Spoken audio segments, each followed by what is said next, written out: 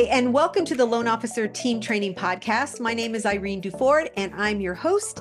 And I have with me an amazing loan originator, branch manager, company managing partner, all the things that you would like to see in a great mortgage person. He is here, and he's a great manager as well of people. So, Robert, welcome to the podcast today. I'm so glad you're here. Thanks for taking the time. Hey, Irene. Wow, you super flattering. That's maybe some of the nicest things ever. So thanks for having me on. I'm looking forward to chatting today.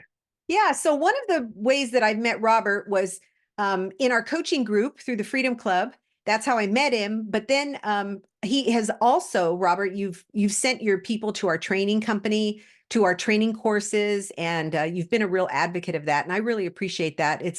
How has it affected your team to go through our WOW training and different trainings that we have?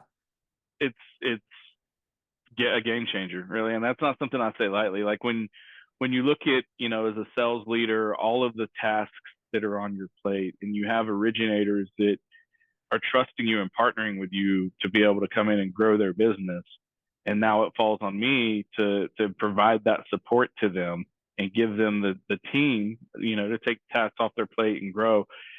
That's not something that, I have the time, energy, effort to really spend a ton of training on. You guys do such an amazing job of getting it dialed in so quickly. What takes you a course would take me months and months, right? Because I just can't give it that laser focus like you guys do, and I don't have it dialed in. So I think we've put 6, maybe 7 students through your program. Yes. And every time they come back, I'm wowed at the increase in their knowledge, the confidence. Like that's a big piece on the loan partner training piece, I think, is that they now feel empowered and confident to take stuff away from the loan officer and to own it. So then the loan officer can go out and get more relationships, and then the business grows, and it's just a win-win for everybody. So it's been a game changer for us. I'm excited to see the market starting to turn a little bit. Me And too. we're starting to see pipelines grow and starting to see that need to bring in more loan partners come back. So I'm excited to be able to do that and put more people through your training and partner with you guys. Well, thank you. I appreciate that vote of confidence and in your trust in us. It means a lot. And one of the things that I know about you, Robert, is that you are so good at so many things. But one of the things I always remember is you have the high level view. You're able to see things from a high level, but you're able to break that down into everyday things that you can do, processes, systems.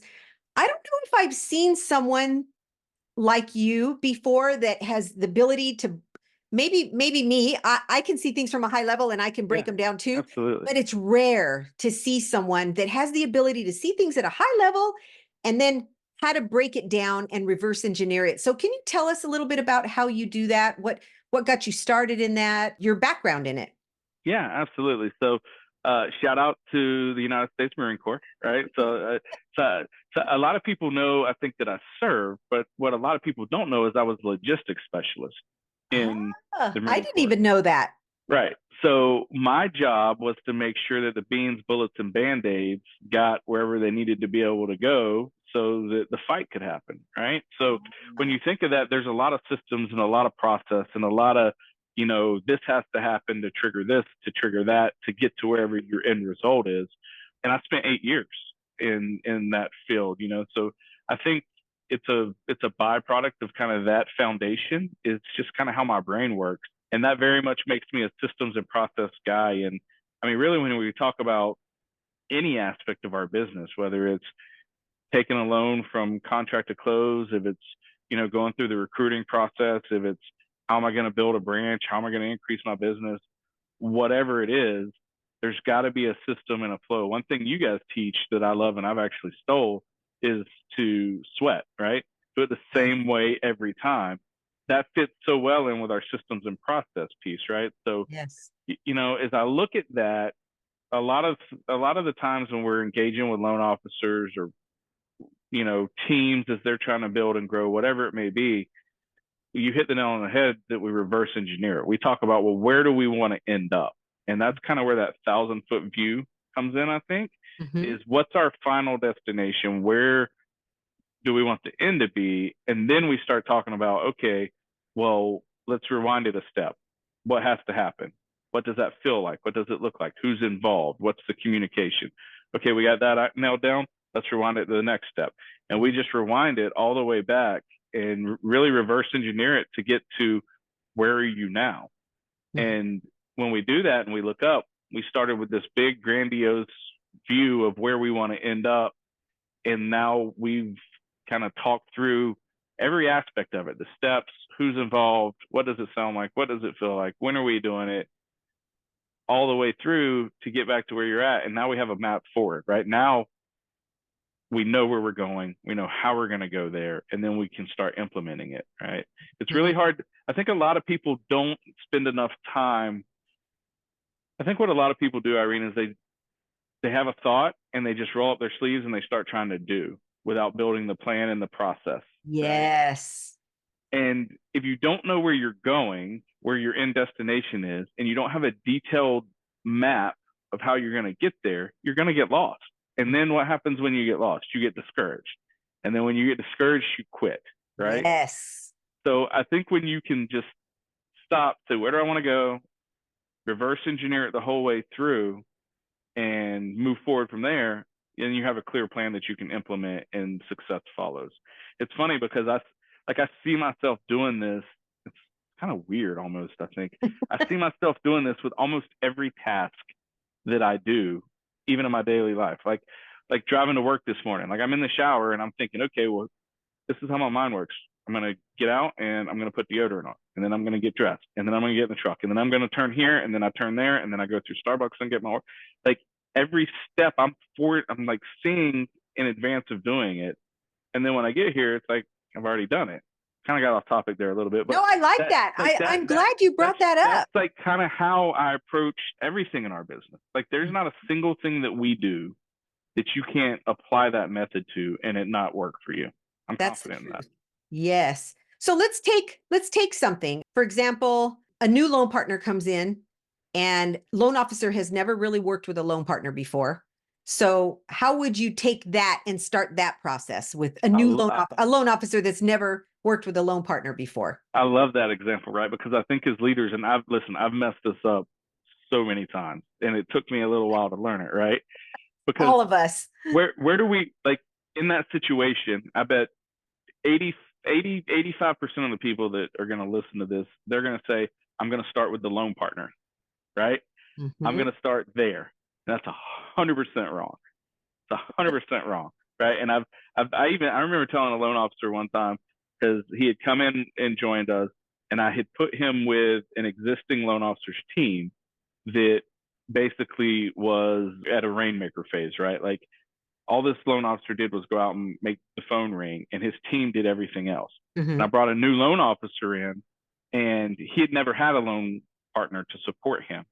And I plugged him into that, and he lost it. Like he totally lost it, right? I took a guy off a bicycle and put him in a rocket ship, and he didn't know how to operate it, right? So for me in that situation, what I'm going to do is I'm going to start with the loan officer. And I'm going to say, okay, let's look at an act of freedom. Walk me through everything that's in your day right now. And I do the act of freedom a little bit different when I'm planning to bring a loan partner in for support. I start with, what do you have right now? And give me 3, 4, 5 things that we can take off of your plate immediately. And then give me another 3, 4, 5 things that we're going to take off in the next 6 months.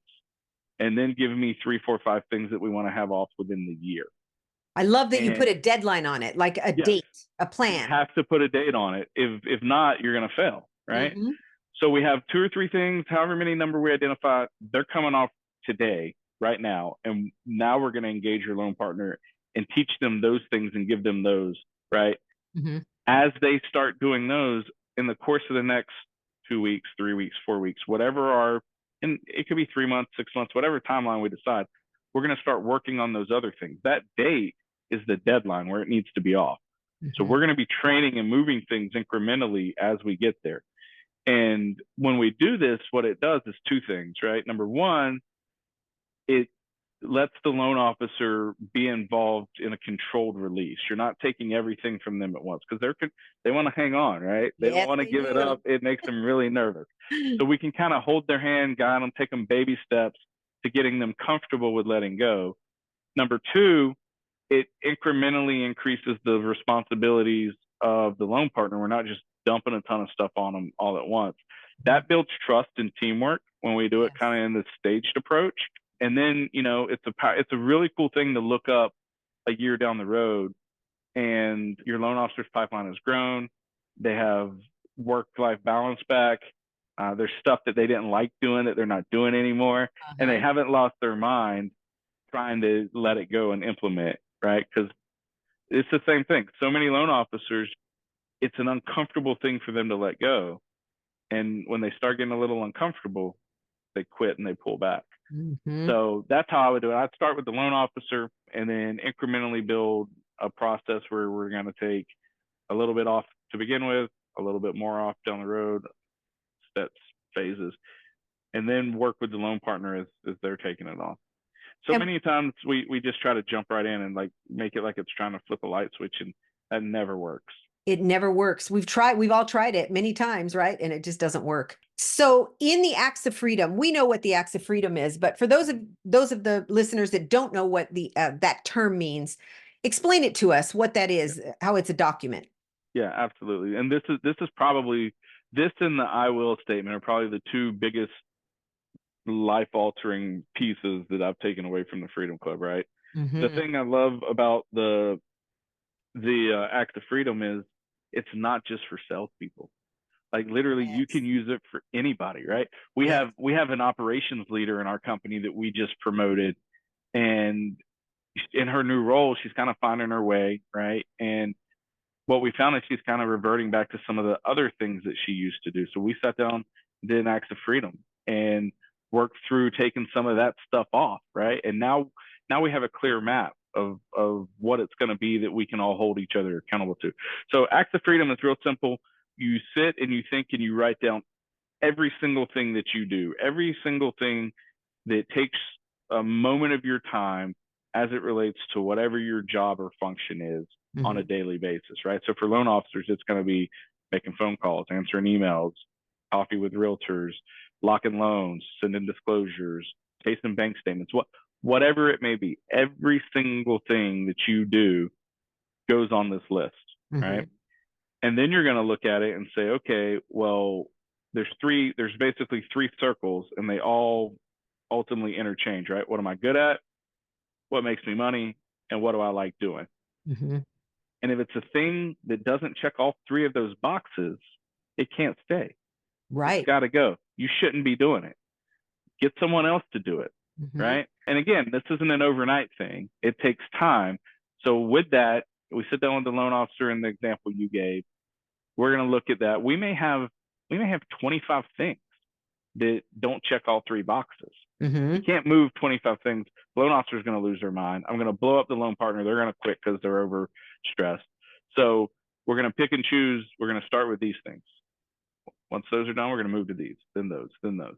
So that's kind of high level on the acts of freedom. I love that. I love that whole concept. And you can, like you said, you can do that in any part of your life.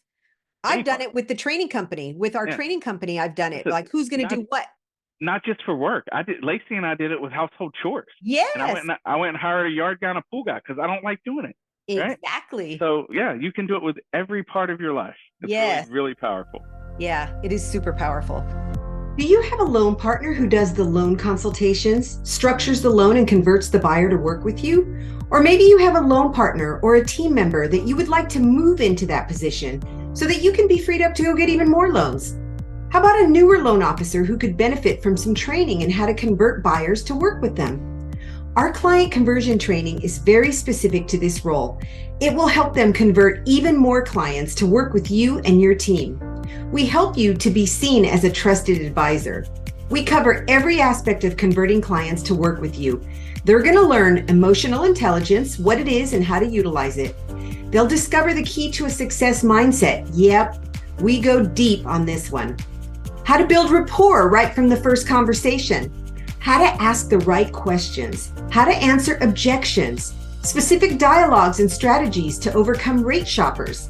They're going to practice live with other class members, and they're going to also learn how to ask for and receive referrals, how to master the loan consultation with loan strategies that help the buyer make great decisions for their future. Client conversion training will set your team apart when they implement the training that they're going to receive in our class. It's a virtual interactive class on Zoom with live trainers, and your team members can attend from wherever they are as long as they have audio and video. Everyone participates. It's a 10-hour live class divided into 2.5-hour sessions from 9 to 11:30 on Thursday and Friday for 2 weeks in a row. Sign up your loan partner today at loanteamtraining.com. You'll find the class on the Client Conversion Training tab. The next thing is when you're reverse engineering things and you're working with loan officers, let's say that you have a loan partner and they're shared. Do you have shared loan partners? Tell us how it works on your team. Yeah. So it's a little bit different if it's shared versus dedicated, right? Mm-hmm. So what we do in a shared situation is we're going to do kind of that similar process from an Acts of Freedom. We're going to do it a little bit more collectively with the 2 or 3 loan officers that are working together with the loan partner. You know, one thing that we do, and we do this in every aspect of our business, whether it's loan partner, loan officer relationship on the front end, processor, loan officer relationship once it's self-submitted, we have a standardized process. We call it our SOP, right? Our standard operating procedure. And that's how we're going to do things every time. Same way every time, right? It's the only way you can scale, right? I agree. And what you find sometimes we find is, you know, as we were smaller, this wasn't as important. As you grow, it's vital, and you get chaos if you don't have this in place as you try to grow. So with our shared loan partner, what we're going to do is really make sure that the process is the same with every loan officer. Whatever they're doing, they're going to do the same thing for each loan officer, the same level of activity, and they're going to do those activities the same way. What that means now is I don't have a loan partner that needs to remember that John likes this done, but Jim likes it done this way, and it's 2 different things, and now I'm confusing it. And anytime you have confusion in your process, you get anxiety, you get discomfort, and then it leads to frustration, it leads to quitting, it leads to the loan officer getting back involved and being distracted, not making their calls. So we have to smooth all of that out. So shared loan partners, everyone has to assimilate to the same kind of way that they do it. Now, this group of shared loan officers with a loan partner may run slightly different than this group, right? It's something that we build collectively. It's something that we're all going to work together and decide what's coming off, what's not. And then everyone buys into it, I think also. I think that collaboration piece is important when you're doing this because it gets everyone's buy-in. And then ultimately for us, whether, you know, this group has their loan partner sending thank you cards, this group doesn't. This group has them asking for docs, this group, the loan officers asking. Like, for me, those groups can differentiate. What's going to be the same way for us is the way the file gets submitted.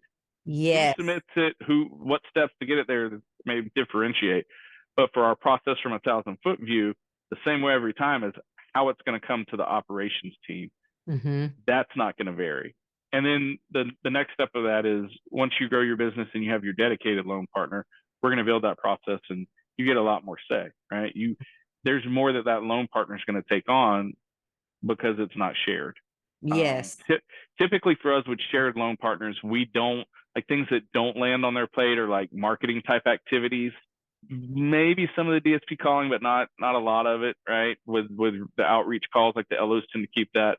With our shared loan partners, it's more of what I would call the back end piece, making sure disclosures are out, chasing docs, making sure your order outs got done, making sure files are getting submitted in a timely manner, you know, making sure that they're keeping you on track on apps that have come in, things of that nature.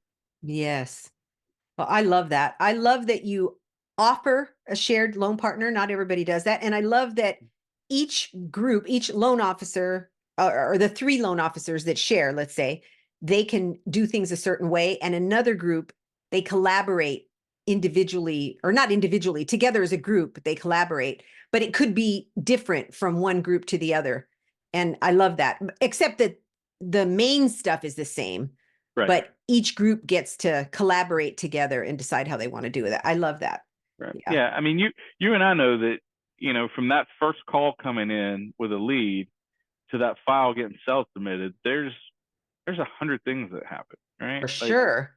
So these three loan officers, and where we see this a lot is the level of customer interaction and realtor interaction. Like these three loan officers may be fine with you calling their realtor. These three may not want the loan partner to do it. They're going to handle all the communication. So we can kind of group by that measure as well, like who's comfortable where, and we move around and make changes as needed. Yes, yes. And you have everything written out. You have your email templates done. You have your process completely mapped out, how it's going to happen when the loan application, here's what gets done, and then when we talk to the clients, here's what gets done. It's like you have it all mapped out, which I love.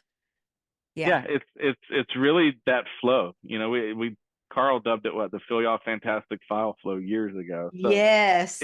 It's we came in and sat down, my team at the time, and basically started from the beginning and worked all the way through the end and tweaked it. And I mean, it's dialed in and detailed. And then that gives us then it becomes not easy because you're still dealing with people, right? There's still factors at play, but we know what the expectations are, and we have something that should be repeatable every time. And as we get ready to scale and we bring in new people, we have a roadmap to train them. It's been pretty powerful. It's really powerful. So thank you for sharing all that with us. I think it's really helpful for people to know that it is possible to set out a file flow. It's possible to get your loan partners doing things the same way every time. As a coach and a trainer, I've seen a lot of loan officers ask me, or loan partners when they're in the training. Years ago, they would ask me, I have loan officers that I am a partner with, but each of them want things done a different way. And that doesn't fly. You cannot do that. First of all, it's not fair because one loan officer is taking way more time with that person than the other ones are, but it's also not right. It's good for the loan partner to have some semblance of organization and an expectation. One key to that, I think, Irene, that we have found, and if you're somewhere and this is not happening with your loan partners or you're not doing it this way, I would challenge you to take a second look at it. One thing that made a difference for us is we took the management, the development, the process build away from the loan officers, because at the end of the day, they don't know really how to manage the day and the time and what the loan partner should be doing. And you do get into that where this guy starts monopolizing time. And then, I got a loan partner calling me saying, John wants me to go pick up his dry cleaning. Like that's out of scope, right? So we manage that, and our sales leaders they work through this process and designing what the process is for those shared teams. And then they hold it accountable. They do mastermind calls with the loan partners. If something gets a little off kilter, it's not the loan officer saying, oh, this is how it should be or that's how it should be. It's our sales leadership making those decisions and kind of driving that bus, if you will. I love that. That's a big piece because they just don't know, right? It's not in their wheelhouse, and nor should it be. Like it shouldn't be. I don't want my loan officers focusing on making sure that the loan partners are doing what they're supposed to do. I want them out getting deals. I want them building relationships. So we found that works really well. And you have someone managing that, so the loan officers don't have to worry about it. It's not only that they're used to worrying about it, but if it doesn't get done, they'll just jump right back in, right? So you make sure that 100%. They don't jump back in 100%. By making sure that the loan partner's doing the job. Yep. We make sure it's off their plate so it stays off their plate. Yes. So tell us some other stuff that you're working on that you're excited about going on in your business. Yeah, it's been last few months have been a whirlwind of change. As you know, I had an opportunity to make a change and move to a great new company, HMA Mortgage, with my dear friend Dave Holland. I got the opportunity. He's an amazing, I talk so much about the difference that the Freedom Club has made and the opportunities and the people that I've met and the training that we get. You know, your training is a great example of that. Like I was that loan officer that was a one-man band working 80 hours a week in 2016 when I joined Freedom Club, right? Mhm. And now I look up and, you know, not even 10 years later, the relationships I've made, I've got the opportunity to join HMA as a managing partner with minority ownership. And we're just really coming together and focusing on building the best damn mortgage company that's out there, right? Like, Amazing. I don't know, we're never going to be the biggest. We're not going to always have all the bells and whistles. But one thing that we have made our passion and committed to is that we're going to have a mortgage company built for originators by originators to help people grow their business. And those people that are really looking for partnerships and to be in the trenches with guys that eat, breathe, sleep mortgage every day, day in, day out, Uh-huh. and are there and have your back to help you grow. Like that's what we're building a company for. And it's pretty exciting. It's been like drinking from a fire hose the last 3 or 4 months, but it's exciting. It's a lot of fun. Yeah, that's awesome. I think that's great. It gives a lot of people great opportunities to increase, to scale their business with a great company. I appreciate that. Yeah. Our niche, we're kind of that, you know, there's been a big, I don't know if exodus is a big migration, I guess, the broker side, right? Mhm. And from the retail side. And what we're finding in some of these conversations that we're having is it's once on the broker side, every model is great and has their way, but they miss sometimes the level of support. They like the pricing, right? Because sometimes the retail can be a little bit bloated, but they Mhm. miss the level of support. What we're finding is we're kind of that niche right in between because we are retail, right? We're an independent mortgage banker, but we're super skinny in terms of overhead and structure, Mhm. management structure. So our pricing is competitive, but we also have all the Freedom Club Foundation and backing to bring in the support ideals and model. So it's been kind of cool to see the dynamic and almost like a niche that we're feeling as we're having conversations. That's awesome. I'm so proud of you, Robert. It was so fun to watch you come in 2016 and just see what you've done. It's Thank you. just been amazing. It's been And a fun ride. we all knew, all the coaches, we all knew that you were going to be doing what you're doing. We could see it. Carl could see it in you from immediate right away. I could see it in all of us. We could see it in you. And we've watched you build one step at a time and do it. And then, have a few times where didn't work out the way you wanted it to. So you went back to the drawing board and did it again. But that's what success is, isn't it?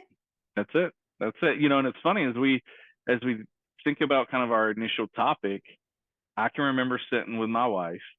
We had whiteboarded. It was the first event I attended in Puerto Rico. The first time we were there, we had whiteboarded with Paul Dolan, Mm-hmm. and we had talked about the whiteboard. But then he looked at me. Paul looked at me, and he goes, "What's this look like in 5 years or 10 years? Like what does this look like for you? Where do you want it to be?" And no one had ever asked me that. Uh, My wife was Lacey was with me. I kind of looked at her. I was like, "That's something we should probably think about and talk about." And that night in the hotel, we kind of scripted out what like where we wanted the end to be, uh-huh. and then started reverse engineering it, and then started taking the steps. And now here we are. That's so amazing. Paul's an Pretty cool. amazing person. He's a great guy, great friend. Keeps me accountable, which we all need, right? Yes. Great guy. Yeah. Well, I'm like I said, I'm so proud of you and I'm grateful that you took time. I know it's been busy. You've been like drinking from a fire hose, like you said, for the last few months. And thank goodness you just took a little bit of a break, right? Tell us about I your did. trip to Costa Rica. Everybody needs to know that you play hard and you work hard and you play hard. So Play hard, yeah, absolutely. And listen, like I would be remiss to not give a shout out to the amazing team we have at HMA Mortgage. Our leadership, both on the sales and the operations side, like they truly run the company and free Dave, Tom, and I up to focus on building and growing and implementing, which is what we do best. Like I'm not a details guy as much as I'm a systems and process guy. I get lost in the details. I'll mess them up. So them having our back is huge running the company. And then Lacey, my awesome wife, having my back to run the household, right? Gave me the opportunity to really unplug for 3 days to go to Costa Rica and do some world-class sport fishing. Got to catch my first sailfish, so that was cool. Oh, fun. Like, total world-class trip. If you haven't been, if you're a fisherman and you haven't been to Costa Rica fishing, I highly recommend it. That's awesome. You got together with friends, you got to Yep. do that, and they had your back at the company. You didn't have Yeah. to worry about. I did. I took one. So I left on a Wednesday, came back on a Sunday. I took one work call, and keep in mind we're 3 months into a massive merger. We brought, I think, 70 people to a new company and implemented and have hired another 10 or 12 since we, like, massive things happening. And I took one phone call the whole time I was gone, and that was by choice because it was a recruiting call that I didn't want to put off to the next week, right? So yeah, we're in a blessed spot right now. It's been really fun, and I'm really excited to see what the future holds. It's so important that we get together with other people that are like-minded, that have a vision, that you become friends with. You start out in a coaching group together and you become friends with each other, and you hang out with the right people, the right things are going to happen in your life. Yeah, I mean, And that's this trip that I went on, right? There were 5 guys, 4 of us were in the Freedom Club, are in the Freedom Club, right? Don't work at the same companies anymore, like, but still friends, able to collaborate, able to share ideas, able to challenge each other. If you don't have that with at some level with a handful of people that are your peers, you're missing a big piece. yes, yeah, I agree.